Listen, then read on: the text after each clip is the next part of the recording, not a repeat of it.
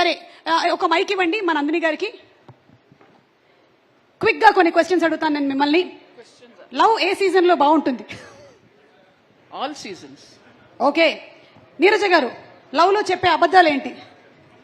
I love you. Love లో చెప్పే అబద్ధాలు ఏంటి అంటే ఐ లవ్ యూ అంట, ద బిగ్గెస్ట్ అబద్ధం. ఓకే, లవ్ కి నందిని గారు లవ్ కి గ్యారంటీ ఉందా? ఉంటే ఎంతకాలం? నన్ను ఎందుకు అడుగుతున్నారండి? ఇది ఏమైనా సంబంధం ఉందా నాకు ఈ క్వశ్చన్ చెప్పండి. ఏమండి, అందరికీ ప్రేమతో సంబంధం ఉంటుందండి, పుట్టిన ప్రతి మనిషికి ఉంటుంది. లేకపోతే మీ సినిమాల్లో మీరు ప్రేమ కథలు ఎలా తీస్తారండి? నేను ఎక్కడ తీసాను ప్రేమ? అలా మొదలైంది ప్రేమ కథ కాదా? కాదు, ప్రేమ లాంటిది కానీ ప్రేమ కథ కాదు. బేబీలో లక్ష్మి గారికి కూడా ప్రేమ కథ ఉండింది. రియల్ లైఫ్ లో లేనప్పుడే రాసుకుంటాం మనం. సరే చెప్పండి, లవ్ కి గ్యారంటీ ఉంటుందా లేదా? లేదు. ఓకే, నీరజ గారు ఒకడు లవ్ లో ఉన్నాడా లేదా అని ఎలా తెలుస్తుంది?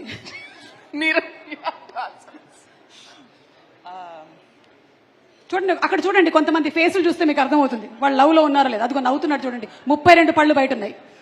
నాకెందుకో డౌట్ గా ఉంది అతను లవ్ లో లేడని. ఆ టైంకి మనకు కావాల్సిన నిజం మనం నమ్మేయడం అంతే. ఓకే, మనకు ఆ టైంకి అబ్బాయి నచ్చాడు, గ్యారంటీ అనుకుంటే గ్యారంటీ అనుకోవడమే అంతే. అంటే ఒకళ్ళు ప్రేమలో ఉన్నారా లేదా అని ప్రతిదీ నమ్ముతూ చాలా హ్యాపీగా. ఓకే, అన్నిటినీ నమ్మడమే, వాళ్ళు లవ్ లో ఉన్నారు అని నమ్మడమే. ఓకే, లవ్ మ్యారేజ్ బెస్టా అరేంజ్డ్ మ్యారేజ్ బెస్టా? ఇది నందిని గారే చెప్పాలి. I'm the perfect candidate for that. Correct గా 1 year తర్వాత రండి, దీనికి ఆన్సర్ ఇస్తాను. 2 ట్రై చేస్తాను నేను ఈ లోపు. అవునా? ఓ మై గాడ్, 8 వసంతాల్లో గుడ్ న్యూస్ చెప్పిన నందిని రెడ్డి గారు. ఓకే, మిమ్మల్ని నీరజ గారు, మిమ్మల్ని ఇన్స్పైర్ చేసేటువంటి ఒక ఉమెన్, ఎనీబడి ఇండస్ట్రీ గానీ బయట గానీ, నా పేరు కాకుండా. I think Samantha. Very easy. Sam. Samantha, super super. మీ నందిని గారు మీరు చూసిన బెస్ట్ లవ్ స్టోరీ? సుమ గారు, రాజీవ్ గారు. అది పెళ్లి స్టోరీ. ఓకే,